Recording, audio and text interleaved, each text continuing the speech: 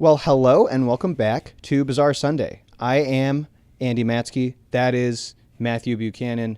And we are here today to talk about healing family relationships because one of the things Matt and I realized we have in common, and I'd be willing to bet we have in common with you, dear listener, is that our family relationships, and especially like our parental relationships, have not been perfect.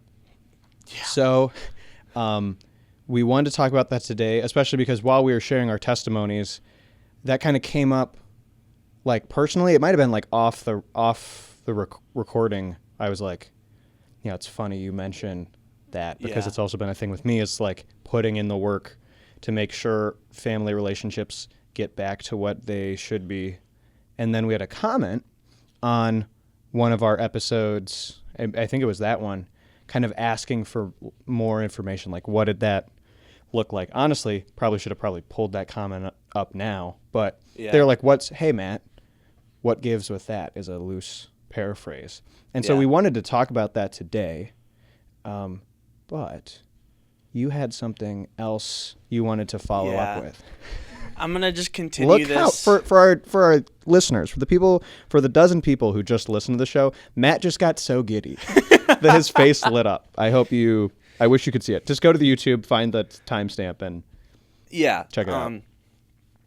Have you heard Josiah Queen's new song? I tried to listen to Josiah Queen's new song, and I stopped listening to it. It made me want to throw up.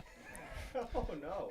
I listened to it, and he put like a couple of snippets on TikTok, and I went, who thought this was a great idea? So what made you want to throw up about it? So like, it's like, let's just put like this delightful little piano in there, and like he's doing a little bit of like falsetto-y stuff in there, and I think it's like there's a line in there from noon to midnight, and it just doesn't.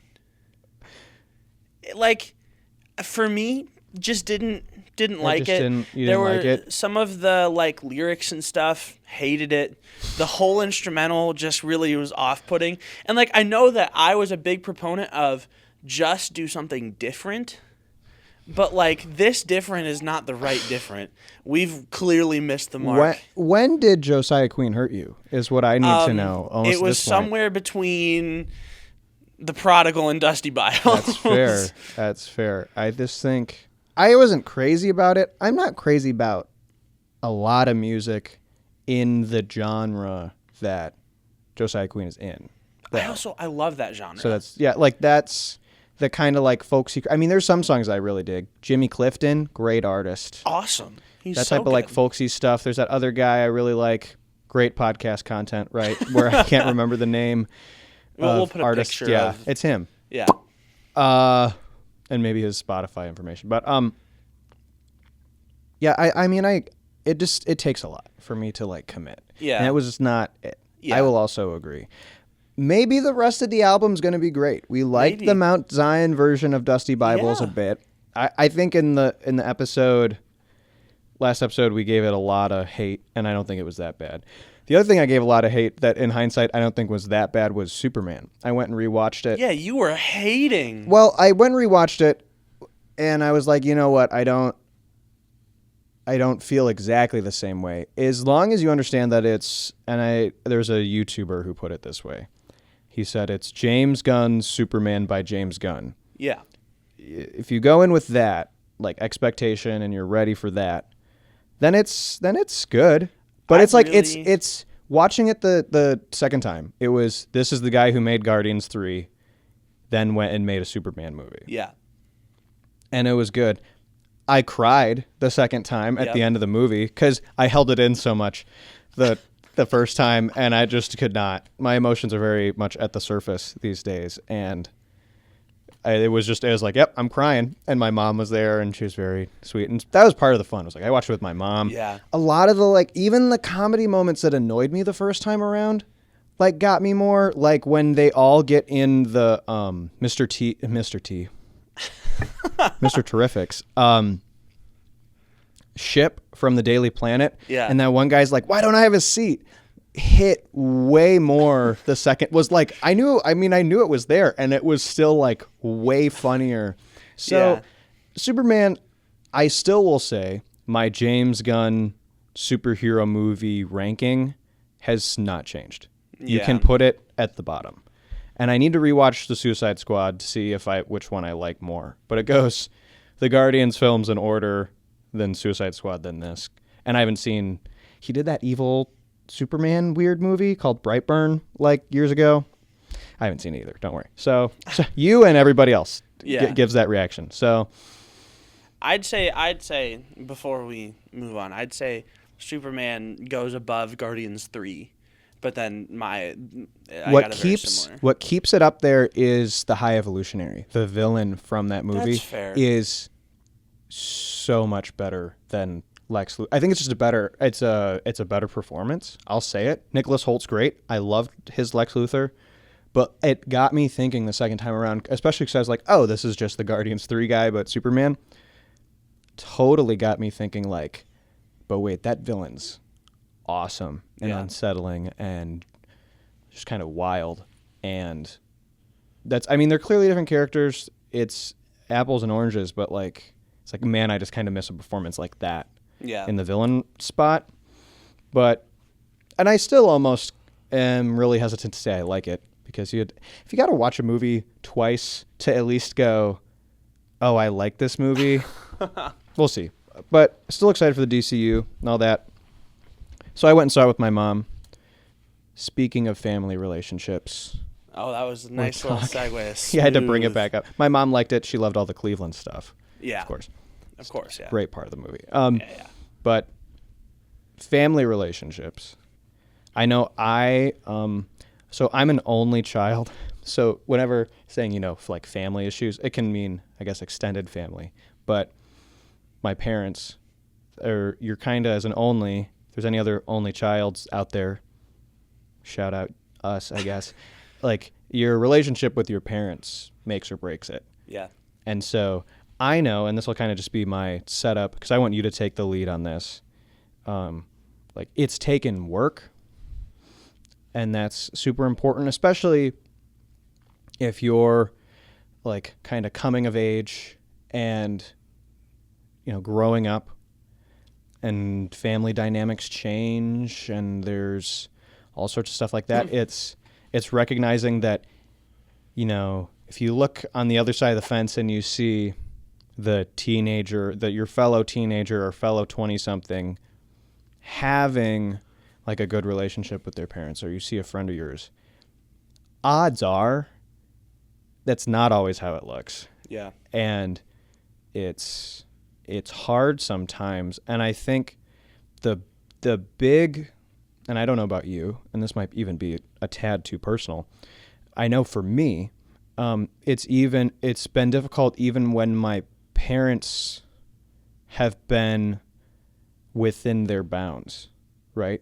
Like, from my experience, it's been with two parents who loved the Lord and wanted to act accordingly. And I was still a rebellious kid, and maybe not even rebellious. Like, we're just both trying to handle some difficult situation well. Yeah. And it's still difficult. So, and I mean, you can touch on this, and maybe one more thing I say is like, but there's also can be the case that if you're listening to this, your parent may not be acting righteously.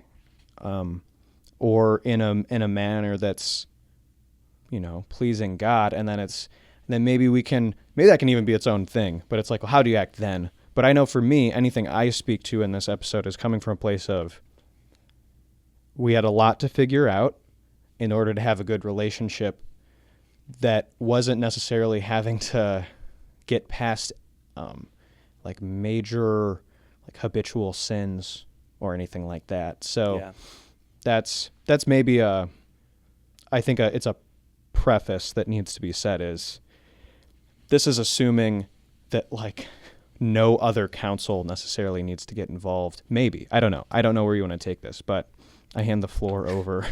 Yeah, no, my parents and I, there wasn't anything like it was never, oh my gosh, out like it was always little things like the way that we handled confrontation or if we got snippy with each other. So it wasn't like major things that needed to be addressed outside of just our family unit. But yeah, that is so true that there's this aspect of like in some situations the parents aren't following through on the raise up your child well Yeah. aspect. This will be much more leaning towards what you can do to heal relationships with your parents and with your siblings that you yourself have caused the damage for. And that's kind of where I'm going to be speaking from, because I think oftentimes we don't recognize as kids how much damage we can do to our parents and to just the perspective they have of how well they're doing. Because when we go off and we make poor decisions and we yell at them and they're seeing us struggle, it can oftentimes be, man, where did I go wrong? What did I do to not help my kid make good decisions? And so that's where my parents were for a long time. I would like to preface, I talked with my parents on the phone. They're super chill with this stuff going out there. We are at such a better place now. And my dad's a pastor. My mom's, a teacher. They both have used me in examples for sermons all the time. Without asking my permission, I will say. So before I continue on with this, I wanted to preface with that. But when I was younger, I grew up hating the fact that my parents held me to any standard. And that was, not a great thing because dad's a Baptist pastor, mom's a teacher at a Baptist school. They're going to hold me to certain standards that, we're supposed to be held to. But it's really not fun when you're a kid. And so I grew up and all I wanted to do was curse and say all of the things that the cool kids said. And so I would, when I was by myself, I'd curse all the time with my friends, the other good, godly kids that were around when I was going to Christian school. And so that was kind of the start because they were like, oh, well, your parents, they just, we can say these things, it's fine. And so I started resenting my parents as, a 12, 13-year-old kid. I had just moved to a bigger school. Where it was very less sheltered were the kids that were there. And so the examples that I were around during the day were just my peers, and they were not good examples. And so they started saying, oh, your parents are lame. They're not letting you play video games late. They're not letting you do this, that, the other thing. And so I really started to resent them as people, not just as parents. And that was a big struggle in that like middle school, getting into high school type of timeline. And I shared a little bit about kind of getting older and going in the party scene. Those things weren't the things that pulled me from my parents. It was the examples I had in my life saying, oh, that's lame, why won't they let you do that? And then me going home and not talking to my parents and secluding myself in my room and getting mad when they're telling me to clean up stuff and we have our family cleaning days, and getting mad at my siblings because how dare you want to do something with me? I just want to go play video games or I want to go do music. And so it wasn't this big, like, my parents yelled at me because I was, not cleaning. It was just these little things that kept building that really grew my resentment towards my parents. And when we would get into our hard moments where we're kind of talking very loudly at each other, and I will say that I was yelling and frustrated and angry. I was a very angry kid. It was not always handled the best on both ends, and that's just the human part about it is, sometimes those things aren't handled well. And I never really resolved those as I was growing up. And so it was these little things that built and built and built. It's kind of like that snowball effect of starts this small and then grows and grows and grows and grows until everything explodes. And there was a moment when I was, I'm in a 10th grade, which was 2018? Something like that. 2018, 10th grade, you'd be like 16. Somewhere in there. Yeah. That was, I would call it a shouting match with my mother. And she, I asked her about it. She would not call it a shouting match, but she would say we were two very passionate people, talking passionately to each other.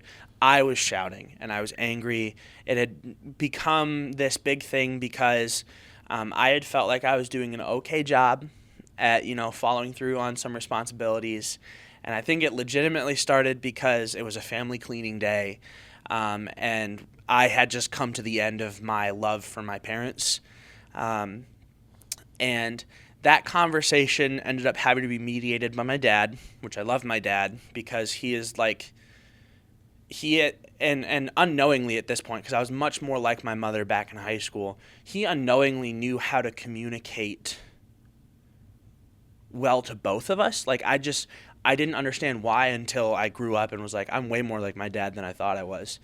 But I would tell my dad something, and then he would turn to my mother and go, this is what he's saying. Mm-hmm. And then my mom would talk to my dad, and then he'd turn to me and go, this is what she's saying. And that conversation was the last time I remember yelling at my mother and at my dad. And it was kind of that like, man, what have we come to, right? Like, why am I screaming at my mother? And God had been, like I said in my testimony, God had been whittling down the other parts of my life. Like I had gotten out of the party scene with my friends at this point and actually started trying to grow. I was switching youth groups at the time to be in a better place that was going to help me spiritually continue to grow. And so God had kind of whittled down my resentment for my parents to the point where I was like, what am I doing, right? And so I was at that point just disappointed in myself because I felt like I had wasted my opportunity with my family.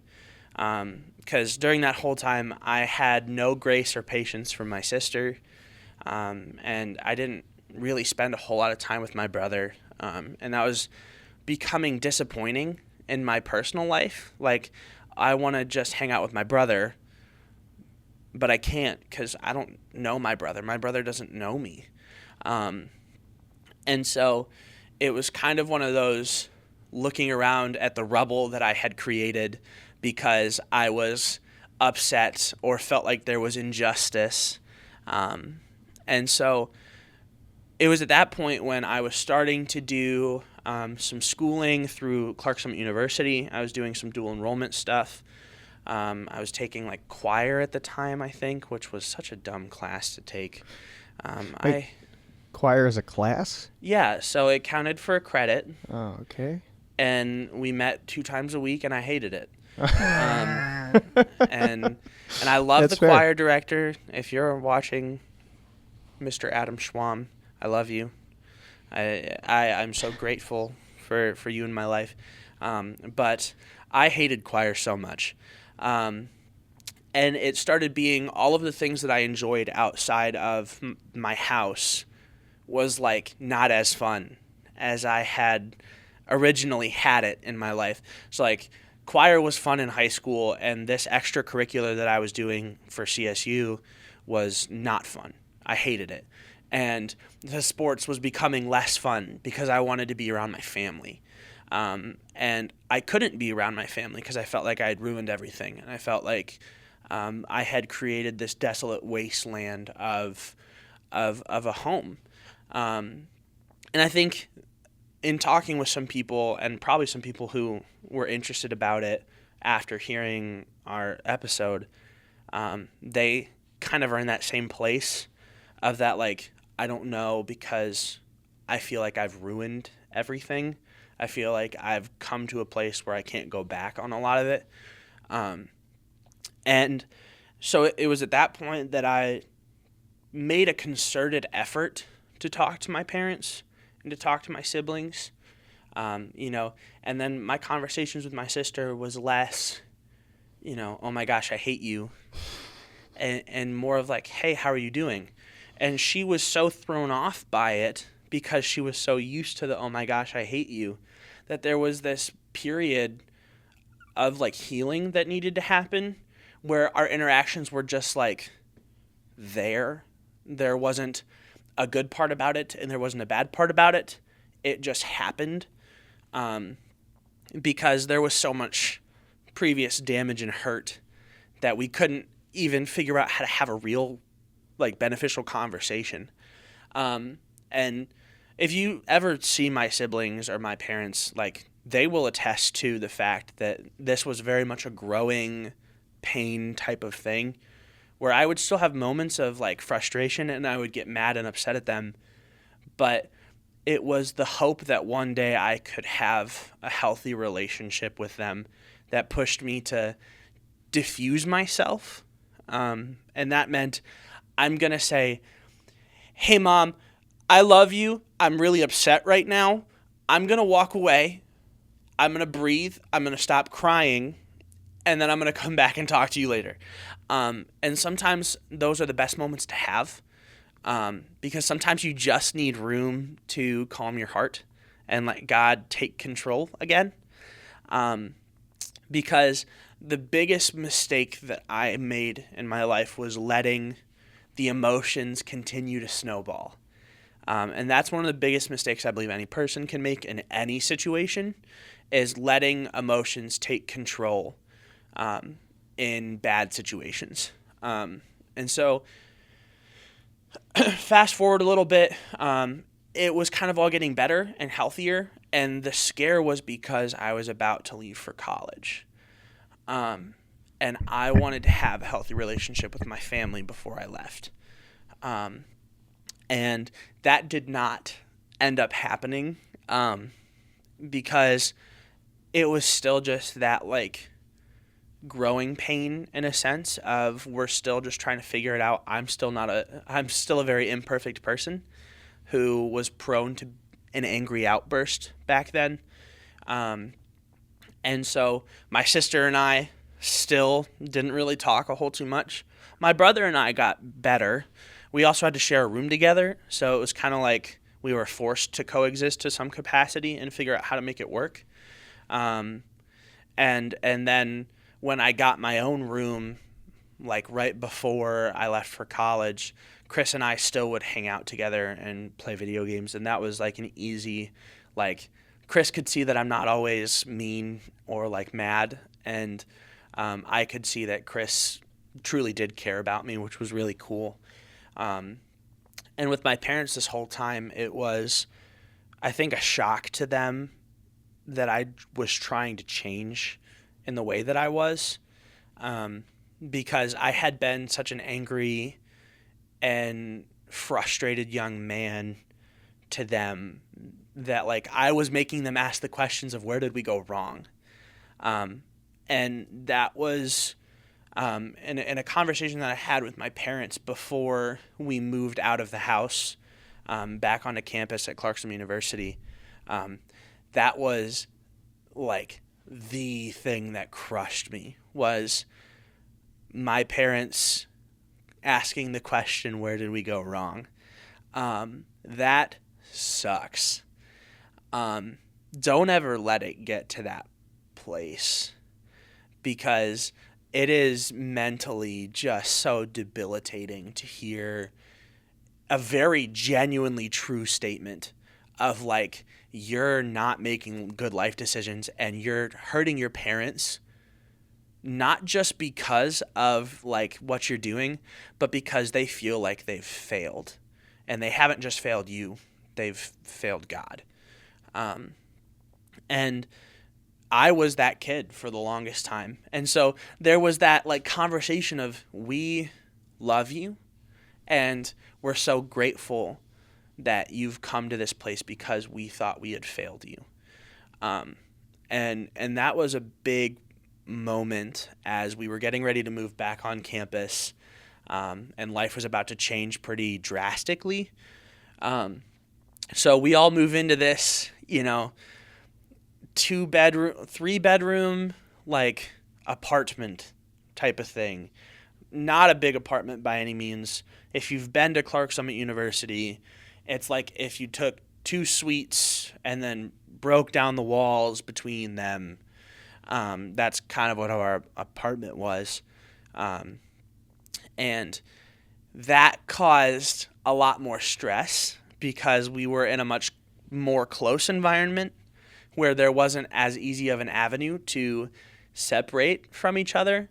And this was also during COVID when we couldn't go out with other people and go do things. So it really forced us to either figure it out or don't. And it was in that time that I feel like it was becoming so surreal that I'm about to leave for college, that I was like, I don't want to lose my parents, because it's so much harder to heal a relationship with your family when you see them twice a year or 3 times a year. And so I kind of kicked into overdrive, and this was not just of me, this was of other friends saying, hey, this is important, and getting that push from the Holy Spirit, kind of that kick in the butt to go and actually get it done. And so I left for the second semester. So I started in the spring, in the guys' dorm. I had just moved out. And there's a photo that I'm going to send you that we need to put on the screen of me and my mom. And it's me explaining to my RA why I'm out past curfew. And it's of me and my mom pretending like we're like drinking alcohol, but it's like very clearly water bottles, like throwing back. The picture's super blurry. It's really funny. So that'll show up somewhere on this episode. Wow. And that was the moment where I can look back and go, we're getting there, right? Because I had a funny enough relationship with my mother where we could take that photo. We were close together, and like not just physically close together. Yeah. But like emotionally, which was just like helping the audience put this in perspective too. Like his mom is a professor yes. at the college yes. that he was at. Yes. So like the RA would see this blurry, funny photo and go, wait a second. Yeah, exactly. So like helping to put those pieces together, which that's really funny. Yes. Yeah. That was almost my profile picture for a while on like Facebook and Instagram was that photo. But like it was that moment that I was like, look at how far we've come, right? Because when you're doing little things to try to fix relationships, like trying to make sure that you're in right head and heart spaces, it can feel like it's not getting anywhere and you're not doing anything helpful. But having that like moment in a picture is something that I'm so grateful to God for. I'm so grateful for my RA to be like, hey, what are you up to? And I say that to my mom and she goes, come over here, we're going to take a photo. And then like that was her idea, which is even like so awesome to have that. And then I think the rest of that semester, and my parents can correct me if I'm wrong, I was at their house almost every day for like at least 45 minutes, talking to them, being with them, being around them. Even if I couldn't talk to them, I brought my computer and sat in their living room and did homework. And that was when I felt that the relationship that I wanted with my parents finally started happening. And it wasn't because of anything that they did. It was because the mental block that I had put there was gone. And I talked to my parents at this point at least 3 times on the phone a week, split between the two of them. And I very much am grateful, because I joked to my mom that I think that my mom and dad are my best friends, because they're just there for me and they answer questions and they want to help me be successful. And so for me, like, that's why this is so important. And that's why, like, when a kid is talking to me about the relationship with their parents, I help them in their moment. You know, sometimes things are silly or things are hard, and parents come up with things that we don't understand why. And so we'll talk about it, but then I'll say, make sure that you are respectful, you love your parents, and you expect, like, you always look for the best in what they're trying to teach you, because it's so much more valuable to have parents in your life than not. And that's not for every case, but for a lot of cases that I've seen, and especially mine. So one of the things that I tell people when we talk about this is looking back to see what your parents have done for you is one of the best indicators on if they want you to be successful, if they want to love you, if they want to have that relationship with you. And I could look back when I was 18, like looking back after that photo going, oh my gosh, I missed it. There are photos of my parents at soccer games where we were getting blown out of the water. We did not win a single basketball game in 3 years. Wow. My parents were at every game. Like, they wanted me to be successful in every way possible. And they did everything they could to set me up for success. So looking back in your life at what your parents have done is very telling. And sometimes, hindsight is 20/20. You can only see it when you're looking back. Just how much they can love and care for you and be there for you. So a couple of the big takeaways that I have would be to make sure that you're always assuming the best of your parents and their wishes and their rules. Because if not, you're going to build resentment. You're going to hate being around them. You're going to hate the rules that they've created. You're going to think that they hate you. And most of the time, that's not true. They're just trying to do their best to love you and take care of you, and make sure that, secondly, they're not letting you make the same mistakes they made as a kid.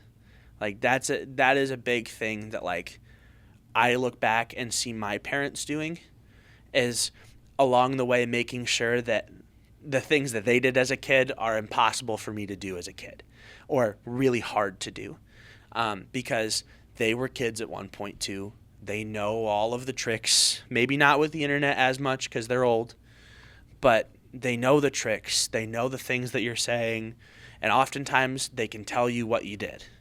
And I got lucky, and some of the things that I did were sneaky enough, but my parents weren't shocked. And so it's one of those things where talking to your parents and having an open and honest streamline of communication, which is my number 3 of things, having an open and honest streamline of communication is essential for a healthy relationship with your parents. And oftentimes that is a one-way road because they are the parent and they're not always going to tell you why you can't do what you would like to do. And they have every right as a parent to do so. But if you are open and honest with them and sit down and actually have a healthy conversation with them, it's going to be so much better for you because that will shed light on things. And so that leads me to number 4, which is sometimes it's 2 steps forward and 1 step back. Because if you were to the place that I was, where I had basically destroyed any relationship with my family members, you're going to make a couple of good conversations, and then one's going to be really hard, and you're going to raise your voice at your mom, and you're going to feel like you've ruined everything you've done. And that's not the case. Because as long as you are putting forth the effort to take those 2 steps, even if you take that 1 step, you're further than where you were at the start. And that was my biggest takeaway. It was an uphill battle of pain and hardship. But man, I am so grateful that people around me tried to help me walk through that. Because if I didn't have my parents for the last 3 years of life, I would not be where I am today. And I can answer other questions. I think I'll probably try and answer them in the comment sections of stuff, or if you DM us, or if you message me, because I think that the relationship with your parent is one of the most important things to have in your entire life. Right after God, and then the siblings that you have, choosing to love them and talk to them and continue to be a part of their lives even after you've moved out of the house. Like, some of my funniest conversations I've had with people are with my sister in the last month, because she's walking the dog through the local park and is scared of people around her. And like, just some of the funniest, most genuine conversations have been those conversations. Find joy in it, because there's so much joy in just the silliness of some of those conversations. And that was what really put it back in my life of like talking with my family, is like the joy that I get to have in understanding what they're going through and being there for them in the same way that they wanted to be for me the whole time. Yeah, that's so important. I think one of the things you talked about, and that another thing we share in common, is that it took having a mediator, because my main conflict growing up was between me and my mom, and we did not get along very well. We butted heads. I think, in an aside really quick, that I noticed, like, kind of prepping in my mind for this episode, is I think a lot of the things that I sort of subconsciously really assigned to things, like birth order and love languages, I put so much weight on because of what an influence kind of putting things in those terms helped with my relationship with my mom. My mom and I, and you can get in your comment section about what I'm about to say, my mom and I are both firstborns. I'm an only, but that's what that means, is that I'm a first. And so, like, that sort of, like, whatever type personality you want to say that is, like, that would butt heads so much growing up.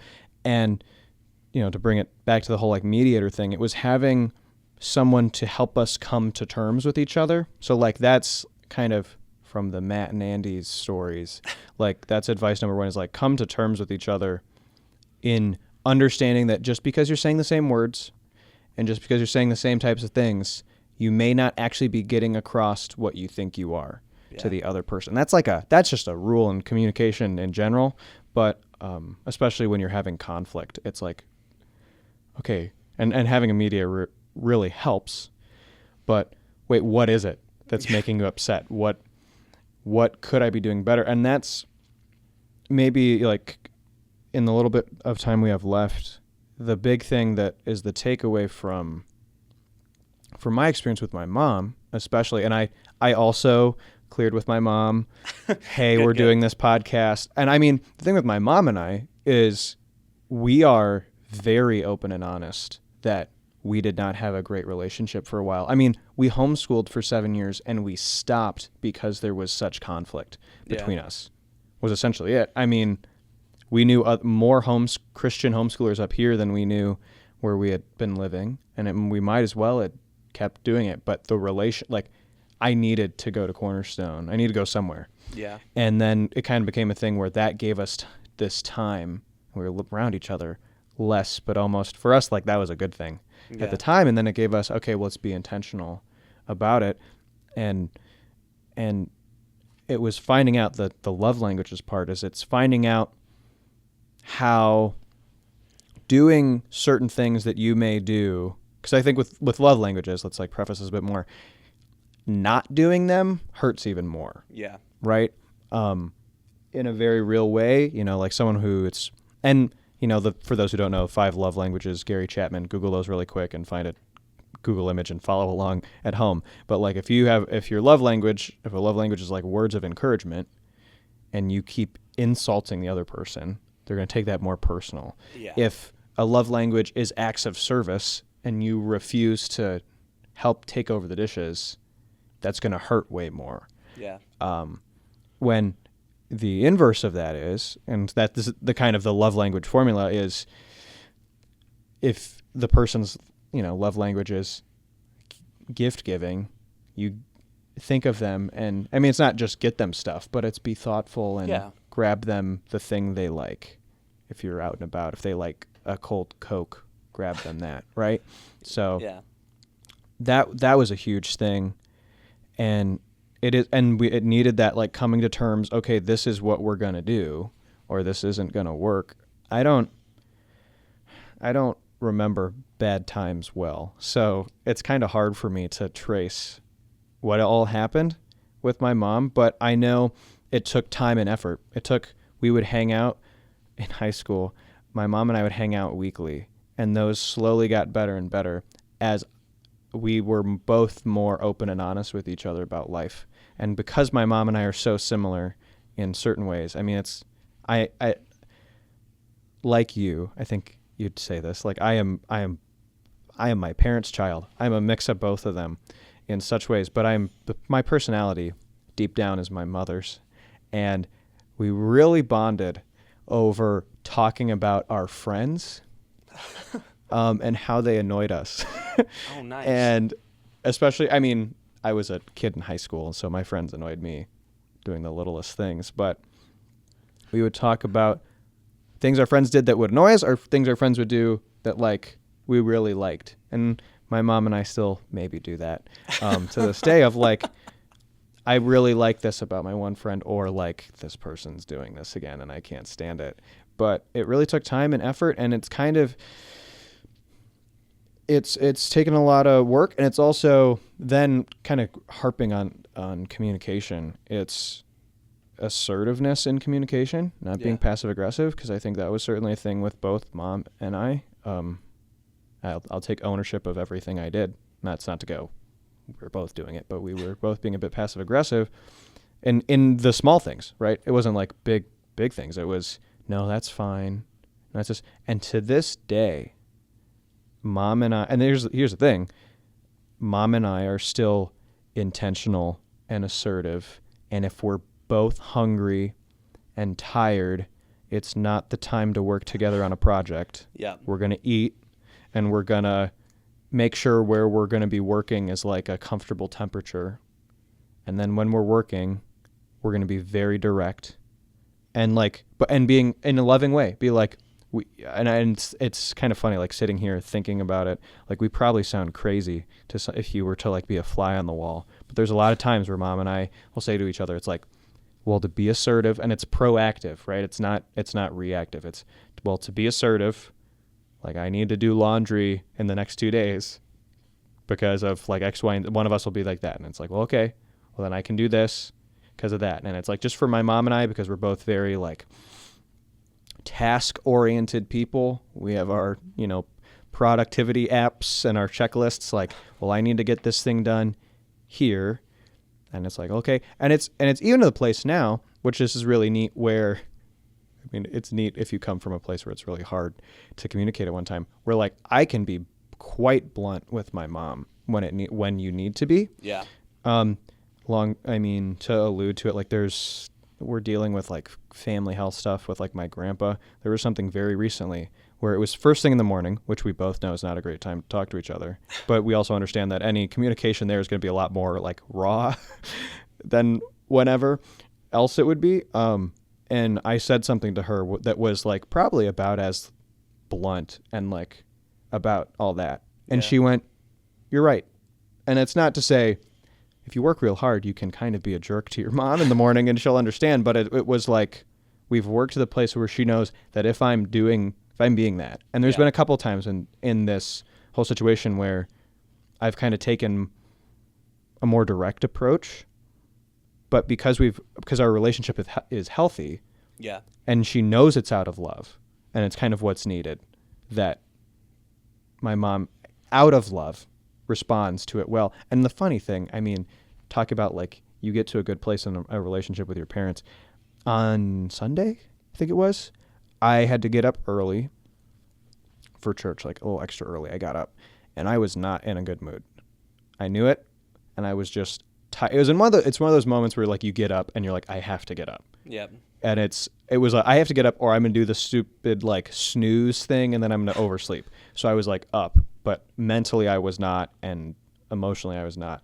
And I thought I was a jerk to my mom. Like maybe not bad, but I was just like kind of blowing her off a couple of times. And I don't know if I can give you examples, but like that was like the impression I left the house with, was like, I'm going to need to apologize for that. And lesson time, own your mistakes. Yep. And know how to apologize. So if you're the offender, you, without them asking, ask for forgiveness. And that's what I did later in the day, because I was going to text my mom, and then I was like, no, I'll just say it to her face. And later in the day, I was like, I'm sorry, Mom, I was like short with you this morning. And she looked at me like, what are you talking about? So either I'm more a jerk in the morning still than I realize, or it was funny. And she's like, I'm not even going to think back on it. She's like, I forgive you, because she wasn't going to blow it off, because, if you blow it off too much and act like there wasn't a problem, if there was, then that can cause problems. That's kind of the passive aggressive. Yeah.